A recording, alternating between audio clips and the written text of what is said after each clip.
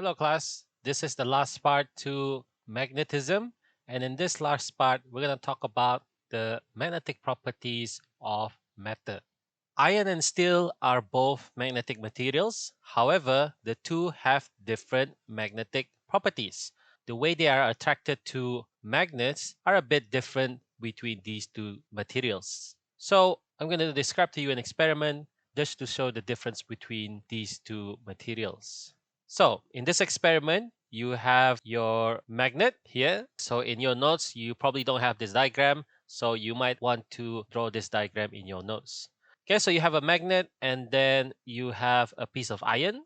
So you attach these two together and then you bring these two together to a tray of paper clips. And then what's going to happen?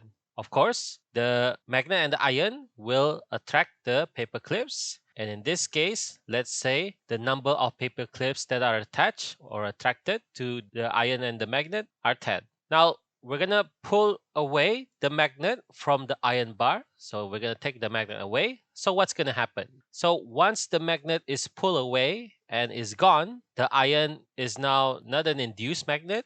So all of the paper clips are now no longer attracted to the iron bar and the magnet because the magnet is now gone. So in this case, the number of paper clips attached is 0 because there's no more attraction. Now we're going to do the same thing, but this time we're going to use a steel bar. So you have the magnet attached to the steel bar, and then we're going to use the magnet and the steel bar to try and attract the paper clips. Now bear in mind, the paper clips are also made from magnetic material, so that's why they can be attracted. So the paper clips are attracted to the steel, but the different thing about steel is that the attraction isn't really that strong. As you can see, the number of paper clips attached this time is 10 compared to the iron and the magnet that has more paper clips attracted to it. And then when we take away or pull away the magnet from the steel bar, what's going to happen? You will see some of the paper clips will fall off that are no longer attracted, but a few paper clips will still remain attracted to the steel, even though there's no magnet. Okay, so this is the special thing about steel. So in this case, the number of paper clips attached are 3. So conclusion, what can we take away from this experiment? So as we can see, the iron bar could pick up more paper clips than the steel bar. This shows that iron is the stronger induced magnet. However, iron can lose its magnetism easier than steel. Hence, iron does not retain or doesn't keep its magnetism when the magnet is gone. Steel, on the other hand, retains its magnetism even though the magnet is gone. Because some paper clips, as you can see here, some of the paper clips are still attracted to the steel bar even when the magnet is removed. Okay, so magnetic materials such as iron are easily magnetized and can easily lose their magnetism. These are called soft magnetic material. They can easily become magnetized and attract things, but they can also easily lose their magnetism. In other words, they don't keep the magnetism once the magnet is gone. Magnetic materials such as steel are what we call hard magnetic materials. So hard meaning it's hard to magnetize. It takes a while to magnetize. It's difficult to magnetize.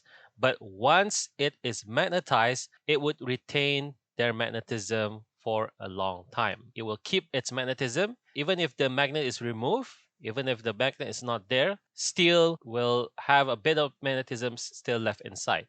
Okay, and these are the two different properties or different magnetic properties of iron and steel. Even though they're both magnetic, yes, they're both attracted to the magnet, but they attract in different ways. They keep the magnetism in different ways.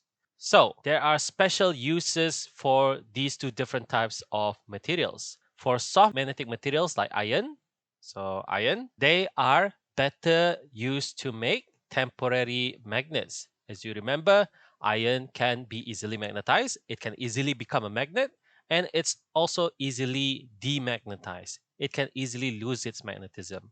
So using iron as an electromagnet is very suitable, where they can easily be switched on or off. So easily magnetized and easily demagnetized. So we're going to talk more about electromagnets in the next chapter in electromagnetism. So the iron is also used for magnetic shielding because it easily loses its magnetism. It doesn't keep magnetism. So it's very good for magnetic shielding.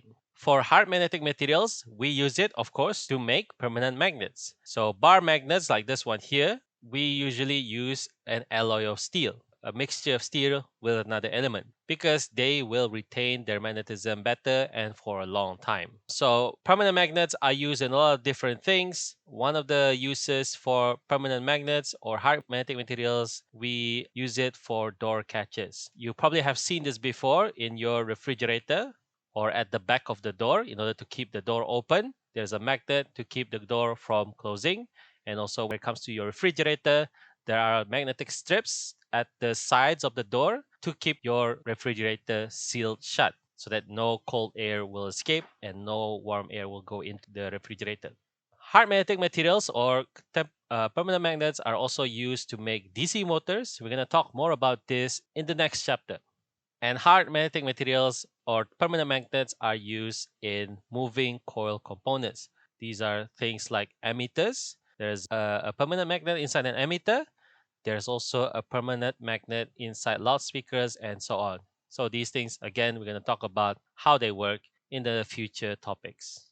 So to summarize this last part of the chapter, bear in mind for magnetic materials, especially for iron and steel, they have different magnetic properties. So that means they magnetize in different ways. Iron is a soft magnetic material where it's easily magnetized and easily demagnetized, whereas steel is a hard magnetic material where it is difficult to magnetize but also difficult to demagnetize. It keeps the magnetism for a long time. And there are different uses of these materials depending on the type. So for soft magnetic materials, they are very useful in making temporary magnets like electromagnets, whereas hard magnetic materials are very useful in making permanent magnets. And permanent magnets are used in a lot of different situations in refrigerators, in door stoppers, in DC motors, in emitters, in loudspeakers. So these are examples of where permanent magnets are being used. Okay, and that is the end of this chapter, which is chapter 21. In the next chapter, we're going to talk about electromagnetism. Thank you for watching.